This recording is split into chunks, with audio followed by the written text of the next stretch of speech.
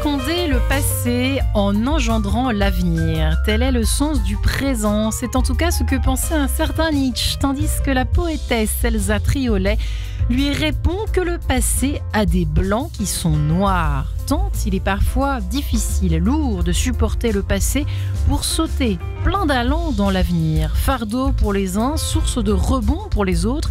Un passé traumatisant laisse forcément des traces, marque parfois au fer rouge l'âme, parfois aussi le corps des passants que nous sommes. Alors est-il toujours possible de se remettre de ces blessures d'enfance ? Eh bien tout simplement, je vous propose en tout cas d'explorer cette question ô combien délicate dans cette émission En quête de sens. J'ai la joie de recevoir Bénédicte Sillon. Bonjour Bénédicte. Bonjour Marie-Ange. Ravie de vous recevoir. Vous êtes psychologue clinicienne, formatrice, auteure de cet ouvrage, Les blessures d'enfance, les reconnaître et s'en remettre. Un chemin puissamment bénéfique, source de vie et de liberté chez MAM, pas toujours quand même. Parfois compliqué, mais mieux les connaître, c'est déjà ouvrir quelque chose. C'est déjà un nouveau livre qu'on ouvre peut-être.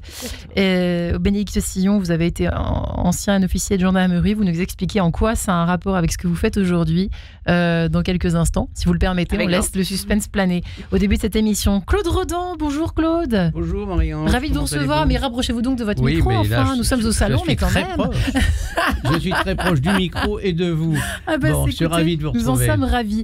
Vous êtes maintenant, j'ai envie de préciser ce que vous êtes devenu après tout ça. Avocat honoraire, auteur de plusieurs romans historiques. Vous êtes l'auteur donc de ce petit bijou qu'est L'ombre du roi soleil, publié aux éditions de La Route de la Soie.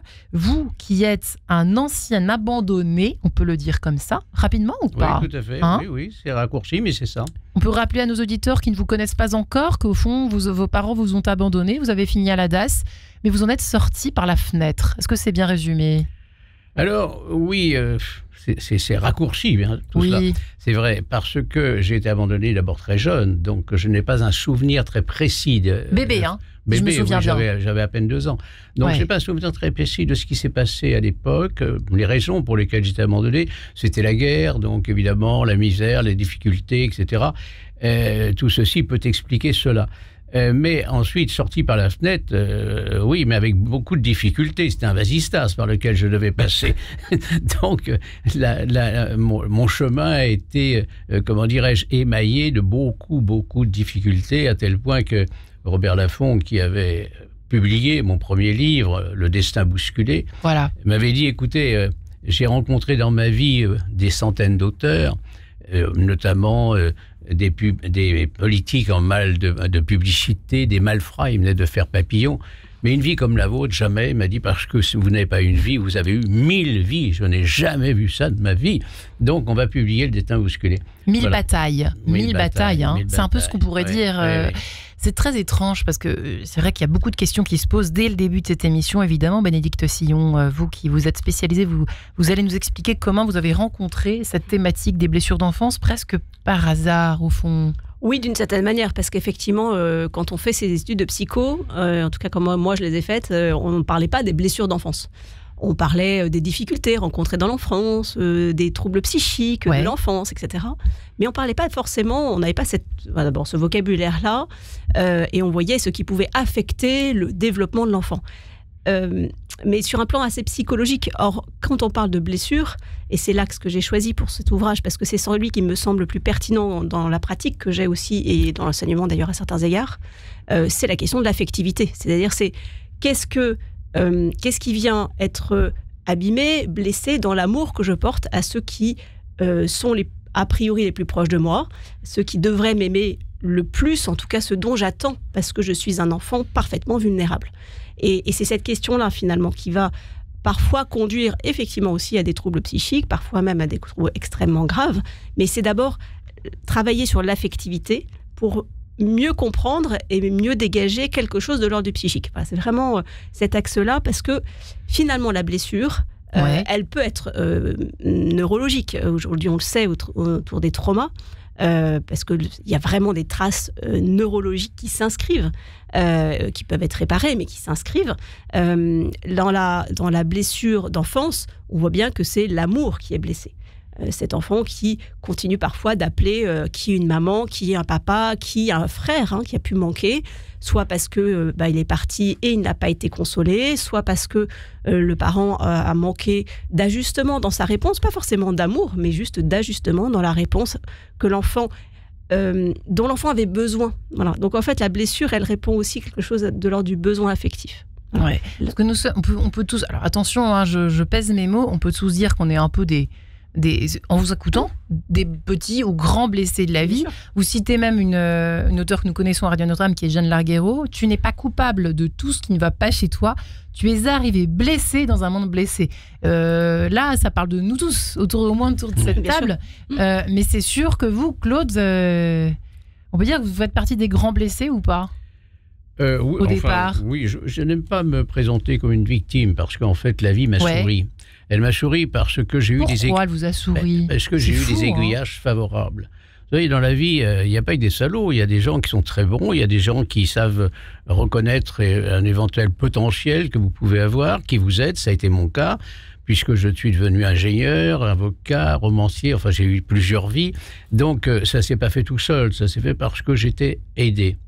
Mais ce que je voudrais souligner surtout d'emblée, c'est surtout le fait que l'enfant qui est abandonné ou maltraité est un enfant blessé, oui, mais c'est surtout qu'il n'a plus de repères. Il est fragile, il est vulnérable. C'est-à-dire qu'on ne lui a pas donné les codes de la société. Il n'y a pas eu de parents, il n'y a pas eu de passage de témoin, si vous voulez, entre les parents et l'enfant. Et donc l'enfant se trouve totalement vacillant, vulnérable, il ne sait pas très bien où aller. Et moi, j'ai eu cette chance, entre guillemets, c'est de vouloir me mettre à l'abri des prédateurs en montant sur la branche la plus haute possible de l'arbre. Bon, c'est une image que j'ai en tête comme ça, parce qu'on me dit « Ah oui, vous avez été ingénieur, président de ceci, président de cela ».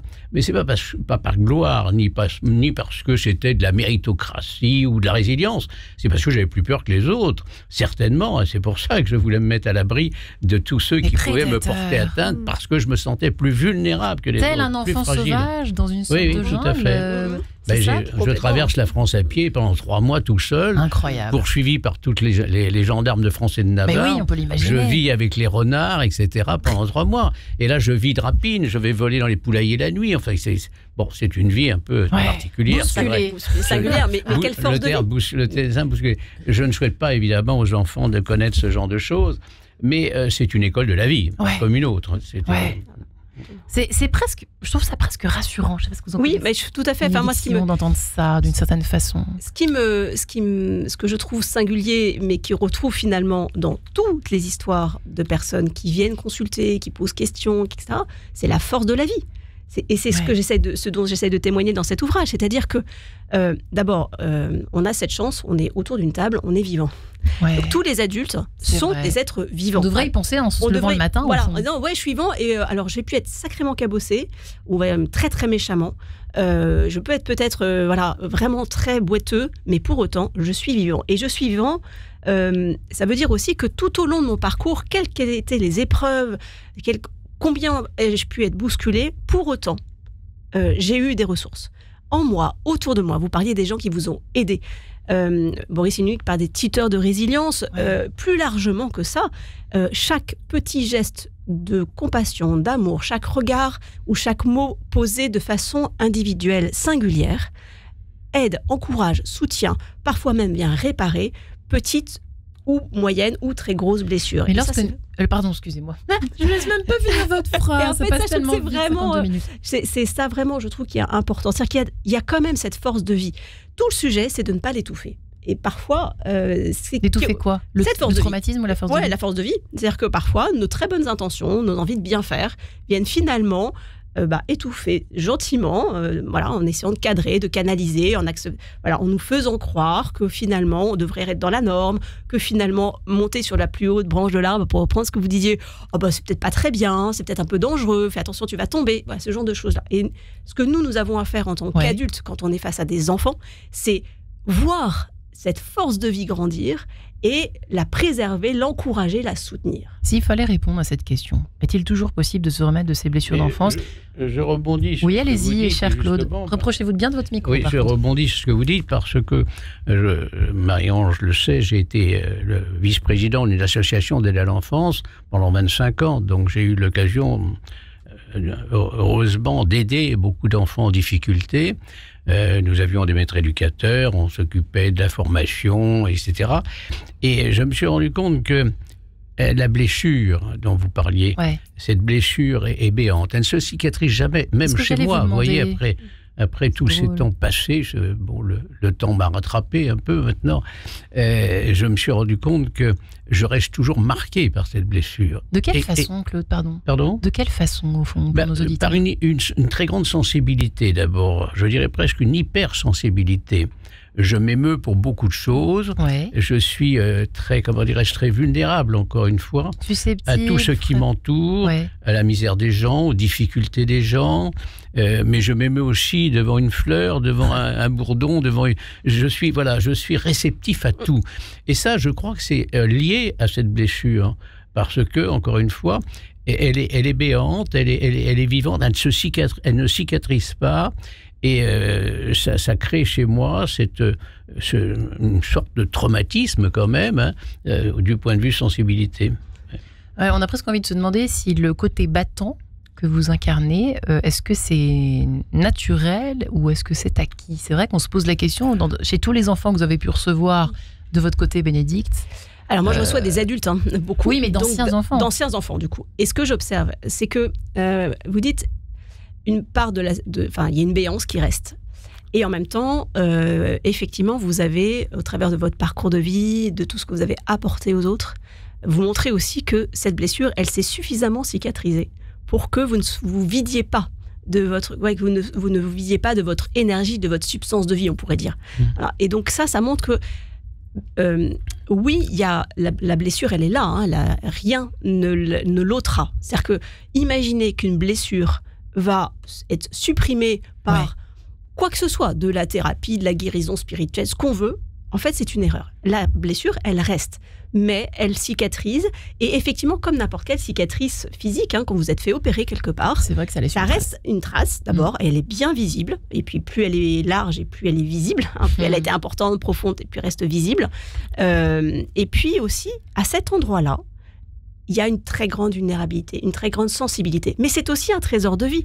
Ouais. C'est aussi parce que, justement, on a dépassé, transformé, qu'on a accueilli cette blessure d'abord, quelque chose qui va nous dépasser, qu'on n'a pas forcément calculé. Vous n'aviez pas imaginé, quand vous étiez dans la nature, que vous alliez devenir président d'une association. Rien. On est dans « je survis, j'essaie de faire comme je peux », etc.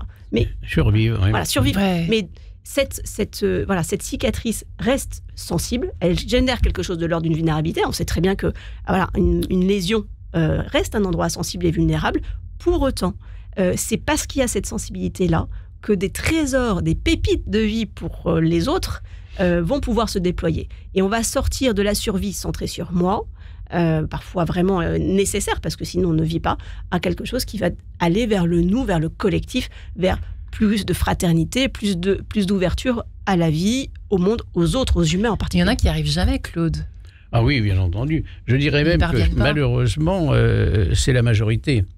Lorsque vous partez dans la vie sans aucun bagage, surtout sans aucun bagage affectif, c'est-à-dire sans personne pour vous conseiller, comme je le disais, vous donner les codes de la vie, vous partez avec un handicap terrible, terrible.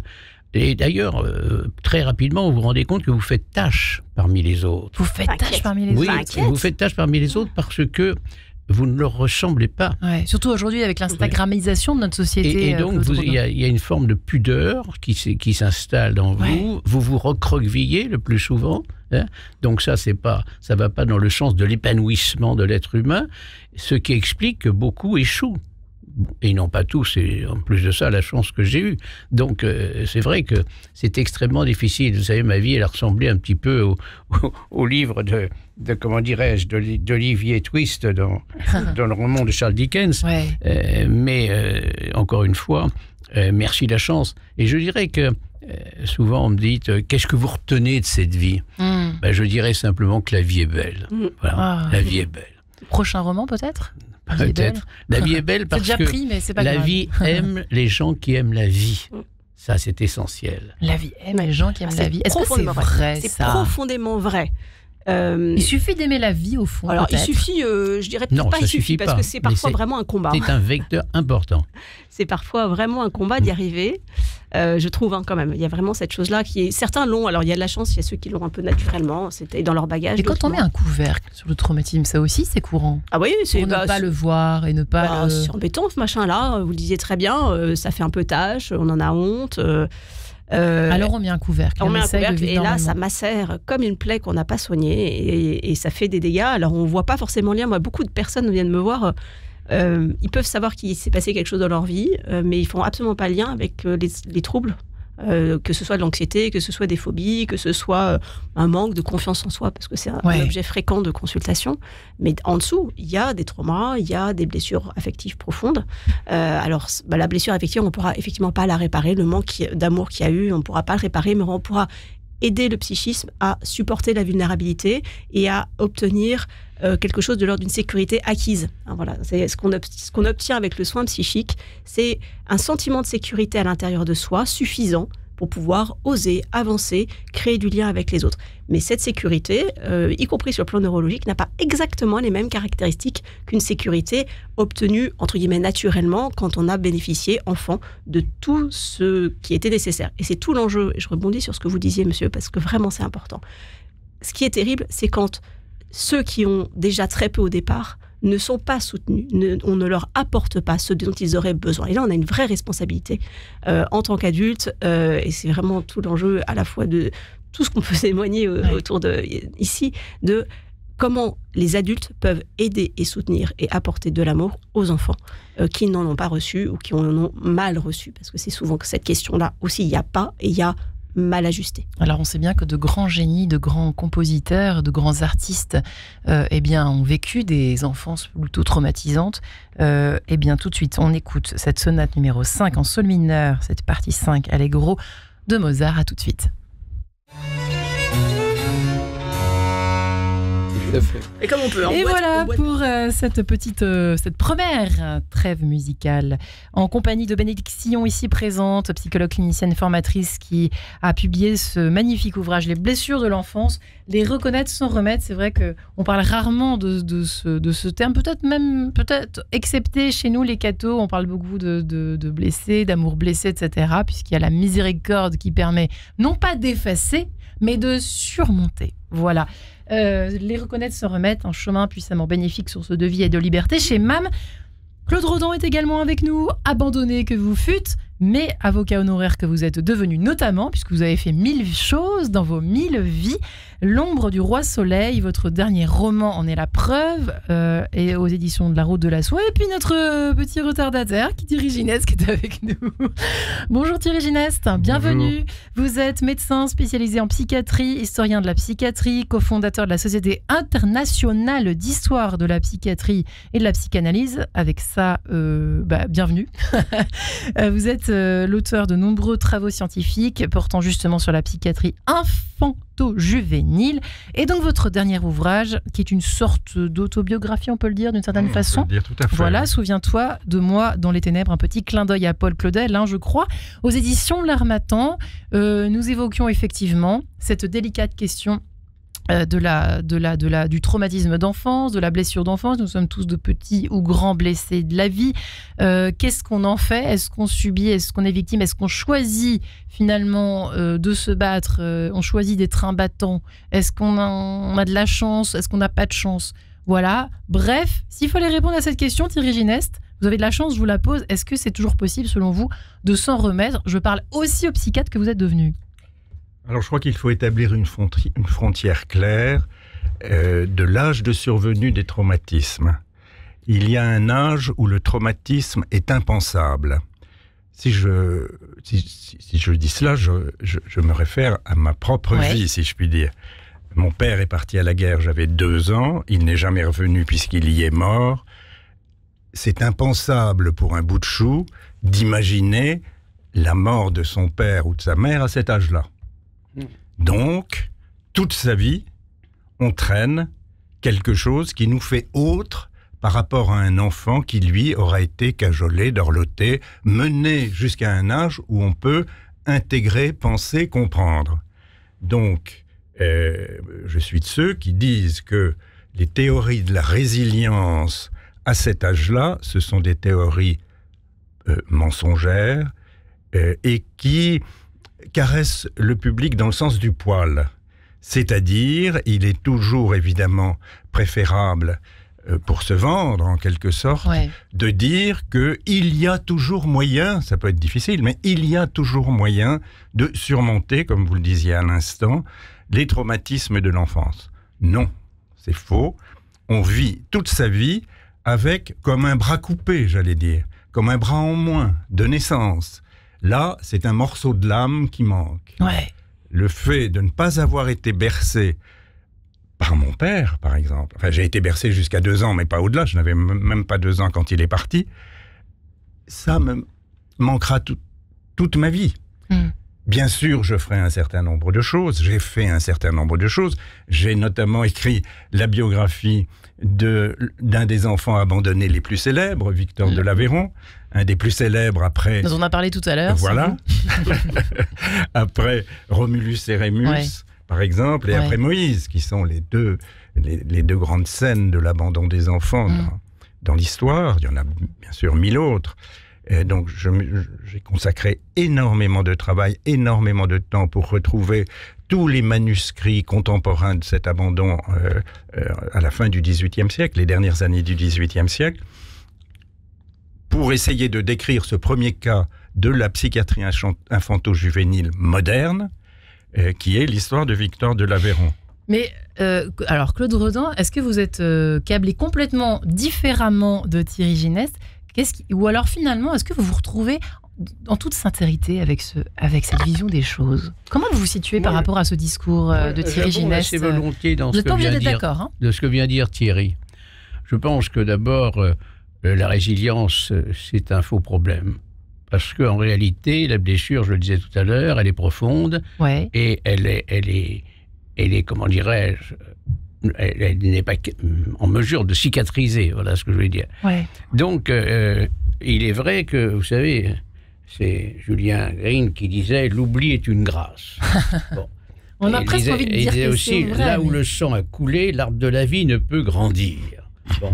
Et j'abonde assez bien dans cette déclaration parce que, en réalité, c'est vrai que l'oubli est une grâce, et moi, je me rends compte que je n'ai pas été touché par la grâce, car je n'ai pas oublié ce qui s'est passé. Alors, j'avais une chance inouïe, que n'ont pas forcément tous les enfants abandonnés, c'est que j'avais un moteur dans la vie. Et ce moteur, c'était ma mère. Une mère que j'imaginais, que je n'avais jamais connue, puisque j'avais, comme vous, l'âge de 2 ans, lorsque mes parents m'ont abandonné à la DAS. Donc, je n'ai connu personne, ni père, ni grand-mère, ni oncle, ni tante, aucun membre de la famille. J'étais vraiment seul au monde, à tel point que je me disais, quand j'avais 12 ans, si je meurs demain, je serai comme un chat crevé dans un caniveau et personne ne viendra réclamer ma dépouille. J'avais le sens de cette solitude extraordinaire, épouvantable. Et donc, ceci pour dire que j'avais un moteur, et ce moteur, c'était une mère imaginaire que je m'étais fabriquée dans la tête. Et c'est elle qui comme une voix off, qui venait en permanence me dire « fais ceci, fais cela ». Et comme je voulais la séduire, comme je voulais la conquérir, quand je vous disais tout à l'heure monter sur la plus haute des branches de l'arbre, c'était pas, encore une fois, par ambition personnelle, puisque Jacques Chirac m'ait proposé d'être ministre, etc., ce que j'ai refusé. Donc, c'était pas du tout comment dirais-je, mon plan. Moi, ce que je voulais, c'était séduire cette femme que je n'avais pas connue, qui m'avait abandonné. Et ça, toute ma vie a été en fait ce fil conducteur qui m'a amené, comme vous le disiez, être ingénieur, avocat, machin, etc. Bon, et j'en passe, mais c'était grâce à elle en quelque sorte. C'est assez tortueux cette histoire, parce que vous avez une femme qui vous abandonne, vous n'avez pas d'affection, vous n'avez pas de tendresse, vous n'avez pas de code, vous n'avez rien. Et puis, néanmoins, vous l'aimez à un point tel que vous l'imaginez dans votre tête et qu'elle va guider toute votre vie. Enfin, ça a été mon cas. Le ressort, bénédiction. Ça vous fait quoi, tout ça, tous ces témoignages, au fond? Merci à tous les deux de nous partager si largement et si précisément vos vécus, qui rejoignent ceux d'abord de nombreux professionnels du soin psychique, mais aussi bien des personnes encore vivantes aujourd'hui. Concernant la résilience, je vous rejoins complètement sur la question de... Alors d'abord, la résilience, si on prend la définition initiale, c'est de la physique, revenir à l'état antérieur. C'est la capacité d'un matériau à revenir à l'état antérieur. Donc si on en reste là, c'est évident que ça n'existe pas, cette chose-là. C'est par rapport à la blessure, par rapport au trauma, c'est inimaginable. Deuxième point qui est important aussi, parce que ça a été tellement galvaudé qu'on ne sait même plus de quoi on parle, et c'est vraiment problématique, je vous rejoins complètement là-dessus, c'est que la résilience, elle n'a été pensée au départ que dans le cadre du trauma psychique. D'accord, lequel est une effraction du sentiment d'unité de vie, voilà, la capacité à la confrontation à la mort, dont on sait qu'il y a des traces neurologiques, des effets neurologiques sur le système. Voilà, donc déjà, resituer les choses, c'est-à-dire que parler de résilience quand on est dans l'affectif pur, ça n'a pas beaucoup de sens et on est hors sujet. Et effectivement, déjà, pour que on puisse, il y a une frontière, je reprends vraiment ce que vous disiez, Thierry Nest, c'est que... il y a une frontière entre avant la parole et après la parole. Avant la parole, ce qui arrive avant la parole n'est pas métabolisé puisqu'il n'y a pas les mots. Sans les mots pour le dire, en fait, je ne... C'est encore plus grave, c'est ça que vous allez me dire ? C'est plus profond parce qu'il me manque cet outil qui va me permettre de penser, de mettre de la distance, qui va me permettre d'élaborer, de remanier. Il va me manquer cette mémoire des mots qui me permet de mettre à distance et qui fait que tous les récits, l'importance des récits, on voit très bien combien c'est important d'écrire, de raconter son histoire pour tenter de lui donner du sens. Et je rebondis sur ce que vous disiez par rapport à cette mère. C'est impensable pour un bébé, pour un enfant, de ne pas être aimé, de ne pas être porté. C'est inenvisageable. C'est le roi des traumatismes. Au regard de la vulnérabilité immense de l'enfant. Donc, comme c'est inimaginable, impensable, etc., quelque chose en moi fait, quand ça ne m'a pas complètement détruit, parce qu'il y a aussi des enfants qui meurent. Des expériences d'hospitalisme qui ont été décrites dans les années 50, notamment dans les orphelinats. Certains enfants qui ne sont pas portés... Qui crèvent de manque d'amour. Qui crèvent littéralement. Manquer d'amour, c'est ne pas pouvoir se construire en tant que personne avec un psychisme et même simplement une vie. Donc ça a été décrit, c'est des visions, j'en parle un tout petit peu dans le livre, et pas trop parce que c'est tellement douloureux et tellement dur à lire que voilà, mais ça existe, c'est-à-dire que sans amour, et sans amour très précoce, comme une fleur sans eau, quoi, clairement. On crève, voilà. Donc vraiment, donc déjà c'est pour ça que je disais tout à l'heure, on est ici pour en parler, on est des adultes, ceux qui écoutent sont des adultes, donc déjà on a eu suffisamment de ressources en soi et autour de soi pour pouvoir grandir qu'un an avec qui un bras en moins, qui un peu handicapé, mais c'est clair, j'en témoigne aussi bien volontiers, mais pour autant on a eu suffisamment pour être capable d'avancer un peu, et c'est là où quand même je trouve que c'est important de souligner ça, y compris parce que ceux qui ont tellement souffert souffrent encore tellement d'avoir souffert. Vous parliez de la tâche. Et à un moment donné, je trouve que c'est important de dire, ok, mais quelle force tu as eu. Tu as aussi pu aller jusqu'à aujourd'hui. Et ça, c'est vraiment important parce que ça va être le point de départ pour oser demander du soin, pour oser demander de l'aide, pour oser parfois souffler et arrêter de s'user dans des combats qui parfois mettent aussi à terre. Enfin voilà, on a aussi des gens qui... Il y a les deux extrêmes, j'ai l'impression, entre ceux qui se victimisent à outrance et Thierry Ginette, vous allez me dire si je me trompe, parce que c'est un peu ça. Il y a deux tendances. Ou à l'opposé, non mais moi je m'en remets, j'oublie le passé, je veux pas le voir, tout va bien dans le meilleur des mondes. Du passé faisons table rase. Si voilà, je par exemple. On sait bien ce qu'il est advenu de ce fantasme. Ouais. Eh bien c'est pareil dans la vie psychique. Bien évidemment, on ne peut pas faire de table rase, même si, comme Claude ou moi-même, nous avons construit une échelle pour tenir debout. Voilà. Cette mère idéale, qui n'existe pas, celle qui existe, c'est le tabou absolu, c'est la mère abandonneuse. C'est un tabou absolu dans la civilisation. Une mère n'abandonne pas son enfant.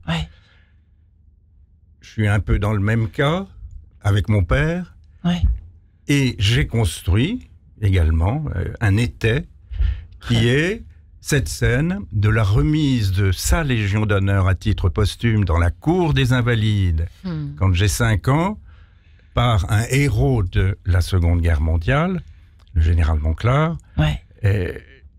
j'ai transporté ça sur mon dos toute ma vie. J'ai lu ça dans votre livre. Ouais. Voilà. Ouais.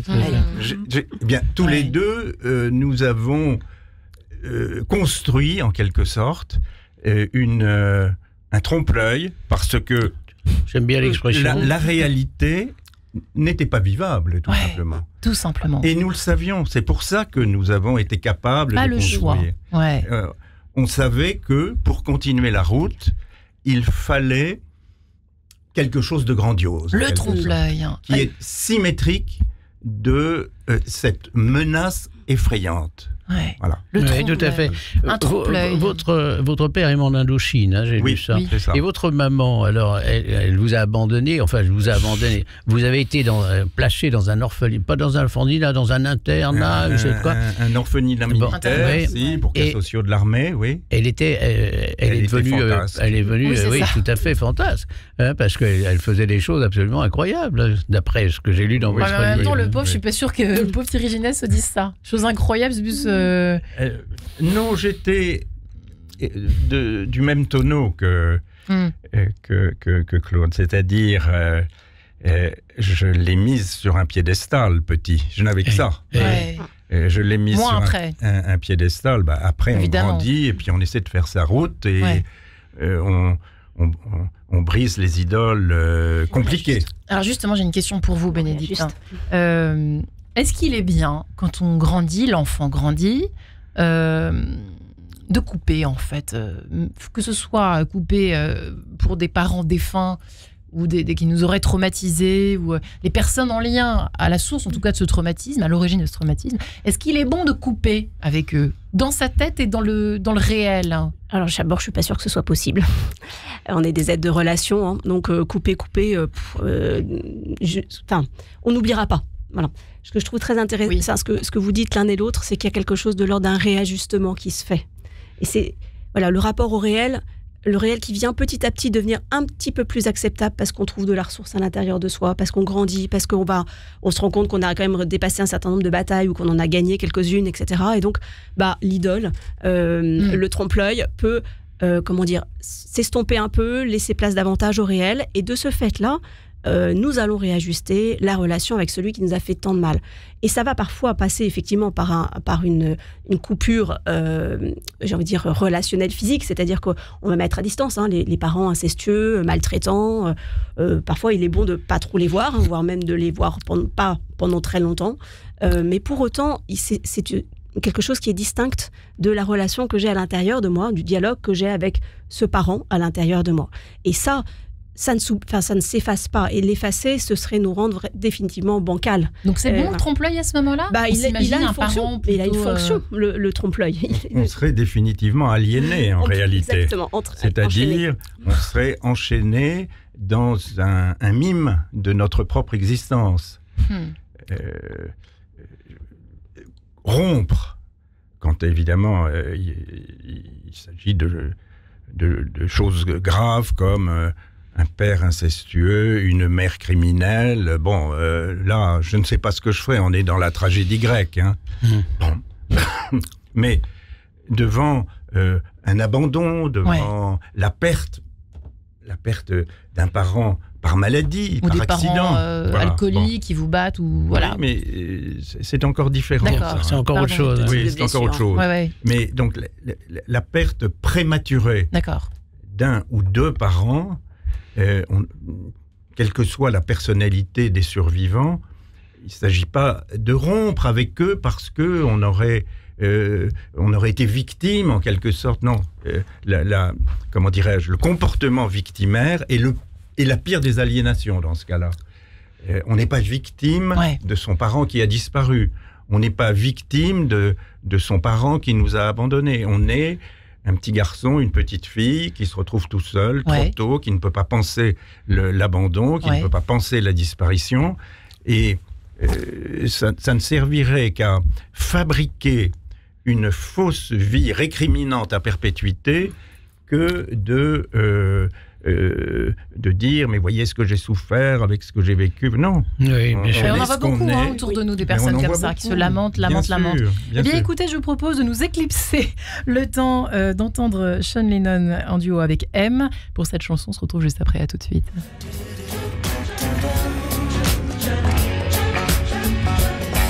Se croire immortel, peut-être une illusion de plus qui peut peut-être aider certains, je ne sais pas. En tout cas, je plaisante évidemment. Merci pour ce duo entre Sean Lennon et M à l'heure où nous nous parlons des blessures d'enfance. Est-il toujours possible de s'en remettre ? Ce mot ne plaît pas à tout le monde autour de cette table, je le sais bien. Bénédicte Sillon est en tout cas là. Psychologue clinicienne qu'elle est, elle qui vient de publier Les blessures d'enfance, les connaître et s'en remettre, chez MAM, Claude Rodan, qui a écrit précédemment cette autobiographie Le destin bousculé chez Robert Laffont, mais qui vient de publier ce roman L'ombre du roi soleil. Peut-être se sentait-il bien seul aussi à certains moments, ce roi soleil enfant, aux éditions de La Route de la Soie. Et puis Thierry Gineste, psychiatre, médecin spécialisé surtout dans l'histoire de la psychiatrie. Cher Thierry Gineste, vous qui venez de publier votre parcours au fond, romancé, Souviens-toi de moi dans les ténèbres, aux éditions L'Harmattan. Votre enfance est presque... Il y a des points communs entre vos deux enfances, Claude Rodan, Thierry Gineste. Rodin. Pourquoi je dis Rodin depuis tout à l'heure? Rodin. Ah oui, parce que je vous différencie du sculpteur, peut-être. C'est pour ça. En tout cas, mon nom est moins auguste que le sien, c'est vrai. Mais il est très beau quand même. Il est très beau quand même, phonétiquement. Abandonné avant l'âge de 2 ans, tout ça fait la différence entre être abandonné avant l'apprentissage de la parole. Ça, je ne savais pas, effectivement. Merci de l'avoir précisé, Bénédicte Sillon. Tout est différent entre ce qui se passe avant 2 ans, après 2 ans. En tout cas, c'est vrai que nous échangeons tous les 3, tous les 4, pendant ces quelques minutes, autour de ces tendances, ces générations qui se suivent et celles que nous vivons. L'ère victimaire est assez récente, me disiez-vous, Bénédicte Sillon. Ça joue aussi un rôle, c'est pas forcément aidant pour alors se remettre, rebondir autrement que sous l'image de la victime. C'est compliqué de vivre par soi-même et pour soi-même, et accessoirement pour les autres, quand on passe son temps à se penser comme étant dépendant de quelqu'un dont on serait la victime. Voilà. Et c'est ce que j'observe souvent, et c'est ce que nous disent d'ailleurs aussi un certain nombre d'études autour du pardon, de la gratitude, etc. Oui. C'est que tout ça nous aide à nous libérer, à ne pas être aliénés. Nous sommes finalement, tant que nous sommes enchaînés par la colère, la rage, la rancœur, toute légitime soit-elle, une fois de plus, c'est pas, le sujet n'est pas là, mais ça nous enchaîne aussi. Alors ça ne veut pas dire qu'il faut dire c'est bon, j'oublie et je n'ai pas été, mais pour autant on voit bien que tout le travail psychique va permettre petit à petit de réajuster, je reprends ce terme-là, la relation avec le parent qui a été maltraitant, abandonnique, et vous le disiez très bien, une mère abandonnique, c'est l'un des tabous impossibles à penser, universel, ouais. Et c'est impensable. Voilà. Donc, mais petit à petit, on va pouvoir réussir. Parfois, pas toujours, vraiment. Et c'est vraiment pas toujours. La question, est-ce qu'on se remet toujours non, pas toujours. Et parfois, on reste lourdement handicapé. Mais en tout cas, effectivement, cette culture victimaire, elle nous aliène plus qu'elle ne nous libère.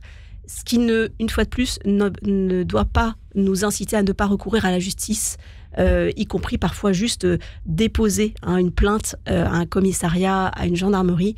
Alors, quand c'est fait dans le respect de la personne, etc., on observe, et vraiment, moi, j'encourage souvent à faire cette démarche-là, parfois juste très symbolique, parce qu'il y a prescription, parce que les preuves ne sont pas là, mais juste dire, voilà, et que cette parole soit reçue dans un cadre légal où la société va entendre, enregistrer que ce qui s'est passé, que ce qui a été vécu est une offense à la personne, à sa dignité, à ses droits. Et après, on peut continuer, poursuivre un pas plus loin encore. On se demande de plus en plus si le ressort à ce stade de l'émission, Claude Rodan, pardon. J'ai du mal. Vous ne reviendrez plus. Claude Rodan, le ressort, il intervient à quel moment au fond? Il y a un jour où on se dit, quand on a été abandonné comme vous, allez, hop, je mets mes chaussures et je sors par la fenêtre et j'avance, je mets un pied devant l'autre. Je ne crois pas qu'il y ait un moment où on prend conscience de ce genre de choses. Les choses se font en fait un peu toutes seules.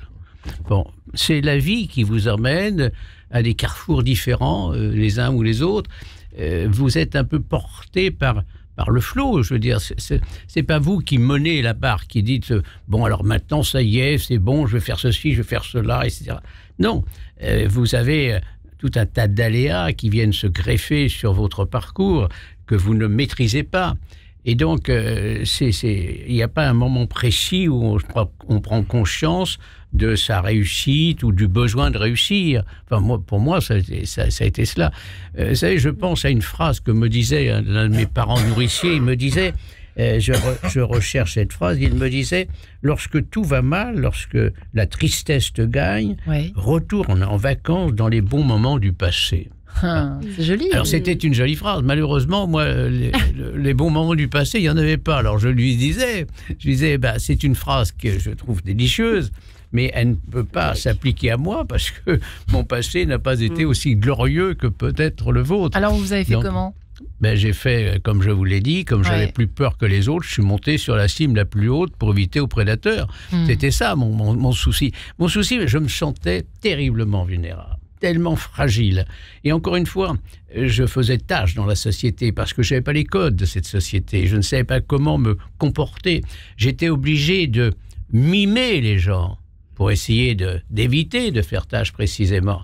Donc, c'est une situation extrêmement difficile parce qu'il y a une pudeur, on se recreville sur soi-même, on a peur des autres.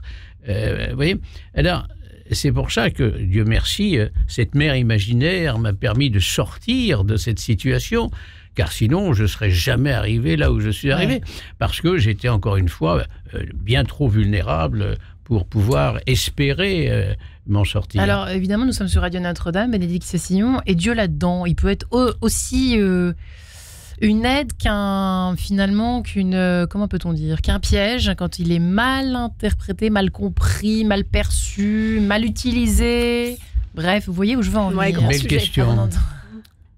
Grande question. Alors, je ne suis pas forcément toujours adepte de la psychologie positive et autres, mais je m'amuse beaucoup d'observer, je pense qu'à ma droite, on pourra dire quelque chose de similaire ou pas, mais en tout cas, je trouve assez amusant et intéressant qu'aujourd'hui, on nous parle de la gratitude, une fois de plus, du pardon, en montrant qu'en fait, ça fait du bien aux gens. Bon. Il y a une étude américaine, je crois, qui est sortie à ce niveau. Oui, il y a une ribambelle d'études qui montrent... qui disent tout le contraire. Mais enfin bon, l'avantage, c'est qu'on parle enfin du sujet. Ouais. Même Boris Cyrulnik, qui pourtant a fait souvent valoir le fait qu'il n'avait pas la foi et que ça lui paraissait un truc qui était... nous dit maintenant, et nous dit, parce qu'il le dit largement, qu'il observe et il reconnaît que la foi est un vrai atout dans la résilience, puisque c'est son sujet. Moi, personnellement, ça a été vraiment un atout. Voilà. Parce que j'étais croyant et je croyais fermement que j'étais aidé, que j'avais une bonne étoile, qu'elle me regardait vivre, qu'elle me traçait mon chemin. J'ai vécu avec cette idée permanente. Ouais, Thierry Gineste. Moi, j'ai navigué entre la même chose. Je raconte d'ailleurs très rapidement l'épisode des photographies que nous envoyait mon père. Photographies que je n'ai découvertes que bien longtemps après, et photographies du temple à quelques kilomètres, à quelques kilomètres de là où il stationnait, au nord de Saïgon, avec des cérémonies bigarrées, psalmodiées, avec beaucoup de monde, avec des chants, ma mère nous a raconté ça, je ne m'en souviens pas, mais j'ai accroché ça aux photos après. Ouais. Et c'est vrai que, par ailleurs, nous étions dans un univers catholique, on a été élevés catholiques, sans restriction. Mais je pense que à la fois ma foi et la pratique catholique de l'époque, quand j'étais petit, c'était aussi un chemin, un va-et-vient en quelque sorte, entre ces images que mon père mort avait laissées derrière lui comme des choses vivantes de sa vie, Et c'était aussi quelque chose de vivant sur le strict plan de la foi catholique. Et c'est pas pour rien d'ailleurs que finalement ce livre très biographique, c'est pas du tout romancé ce que je raconte. Oui, pardon. Souviens-toi de moi dans les ténèbres, c'est la dernière réplique de Partage de midi, qui est une pièce terrible, surtout la dernière version. C'est la dernière réplique de la dernière version, puisque c'est, j'allais dire, une parodie du Bon Larron. Souviens-toi de moi quand tu viendras dans ton royaume. Et là, c'est la séparation au moment de la mort de l'amoureux de l'histoire, Mésa, au moment où son amoureuse décide de le quitter pour partir avec un autre amant. Elle lui dit « Mais donne-moi le ciel étoilé », puisque c'est pendant la guerre civile en Chine. Et au travers du toit qui a été bombardé, on voit le ciel étoilé. Elle lui dit « Mais qu'est-ce que t'es avare ? Je veux que tu m'offres le ciel étoilé. » C'est-à-dire, je veux que tu m'offres la certitude que le monde ne termine pas avec la mort, en quelque sorte. Et puis il meurt. Elle part au même moment, au moment de la mort de son ancien amoureux, et elle lui dit « Souviens-toi de moi dans les ténèbres, un moment qui fut ta vigne. » Voilà, tout est fini. Tout est fini. Il n'y a pas d'espoir. C'est vraiment le désespoir de Claudel, qui a eu lui-même une histoire d'amour, comme vous le savez, entre 1900 et 1904, avec une belle polonaise, dont il a eu un enfant adultérin. Ouais. Le monde n'est que ténèbres. Est-ce que c'est rassurant de se dire que finalement, il n'y a pas d'espoir ? Ou qu'il y a quelque chose de presque nietzschéen là-dedans. Je ne sais pas dans quoi je m'embarque, mais ça fait rien, Claude Rodin. En tout cas, pour ceux qui n'aiment pas Nietzsche, je les comprends aussi. Mais il y a de l'ordre de la survie qui peut peut-être aussi nous aider quand on a été traumatisé enfant et quand on se sent toujours marqué par cela. Je ne vais pas plaire à Bénédicte, mais je fais exprès. Il y a un certain paradoxe en fait dans tout cela, parce que vous êtes à la fois vulnérable et à la fois vous avez une force absolument extraordinaire pour rebondir.